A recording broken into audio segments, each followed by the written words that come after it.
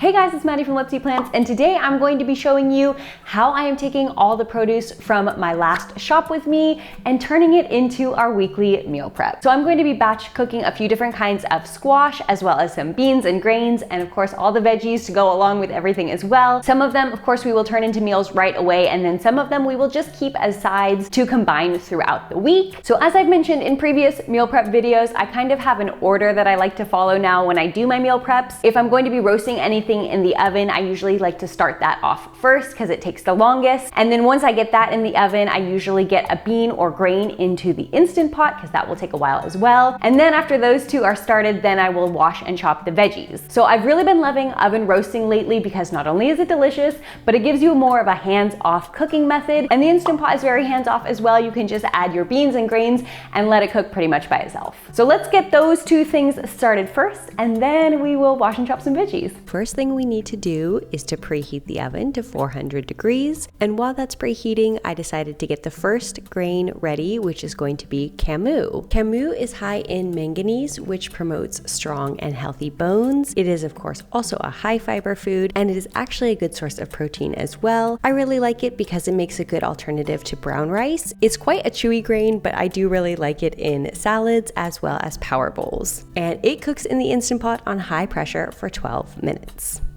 Next, we are going to roast our butternut squash. So we are just going to slice it down the middle. Now be very careful when slicing your butternut squash. It is fairly easy to slice, but of course, just take extra caution when slicing. And then I took out the seeds and saved them. Actually, we are going to roast those later, so just keep them aside in a separate bowl. And then we are going to place our butternut squash cut side down and into the oven for about 45 minutes. We are also going to roast this cute little acorn squash. So this one's a lot easier to cut. Again, we are just scooping out and saving those seeds to roast later. And I'm just cutting this one into slices. And of course, you can add whatever seasonings you like to these. I'm just adding a little bit of ginger powder. And to that baking sheet, we are going to add 2 eggplants. These are super easy to roast. Just slice them in half, place them on your baking sheet, cut side down, and roast them alongside your other veggies. I'm also adding a couple bell peppers on there, and the whole sheet can go into the oven for about 30 minutes. Just check them halfway through. Now we're also going to wash and chop some fresh veggies. So into the sink, I'm just adding our cucumber, bell pepper, and kale greens. Now some of these I like to use as snacks, so I'm slicing them into spears, and then some I'm going to be adding into a salad, so I'm chopping those into bite-sized pieces.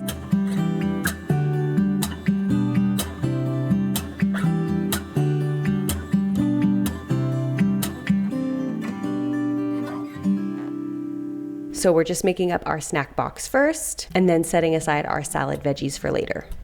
So after about 15 minutes in the oven, just rotate your veggies if needed. And now our camu is also finished. So I just let the pressure come down naturally for about 15 minutes first, and then release any remaining pressure and remove the camu and set it aside to fully cool. Then give the Instant Pot liner a quick rinse, and now we're adding in our adzuki beans. These cute little red beans are of course also loaded with fiber and protein and a good amount of antioxidants as well. So just add those into your Instant Pot with some water, and those will cook on high pressure for 18 minutes.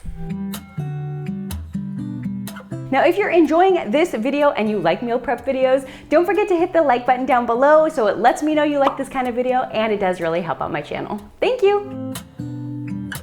Now we're going to be getting our salad ready. So into a large bowl, I am just adding some of the cooked camu that has already cooled, as well as our previously chopped veggies. I'm also adding in some cherry tomatoes.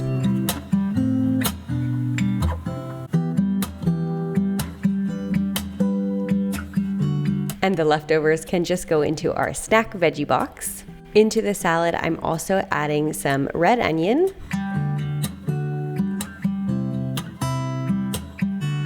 and some of our kale. Now I have read it can improve your digestion of kale if you massage it first. So I'm just doing a quick rough chop and then giving it a little massage before adding it into the salad.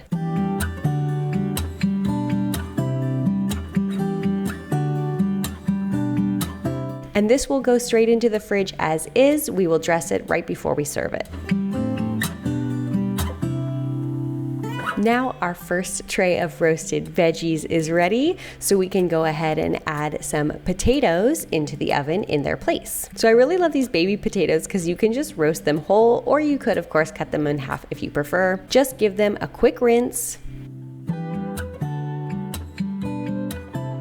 Add them to your parchment-lined baking tray, sprinkle on a little seasoning. I really like the herbes de Provence, as well as a little bit of garlic powder. And then the whole thing goes into your oven, also at 400 degrees, for about 20 or 25 minutes. Once the adzuki beans finished cooking, I also decided to make some rice. So I'm just giving it a quick rinse first.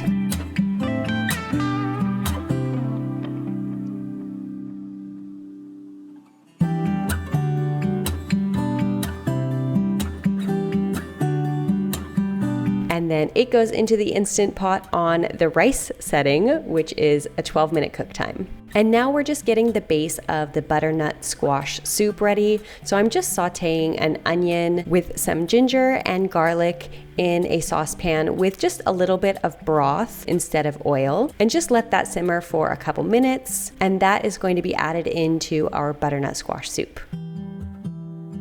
And then once your butternut squash are ready, you can tell if they are fork tender that they are ready to go. And we're just going to scoop out the flesh directly into our blender, although you do want to let it cool down a bit.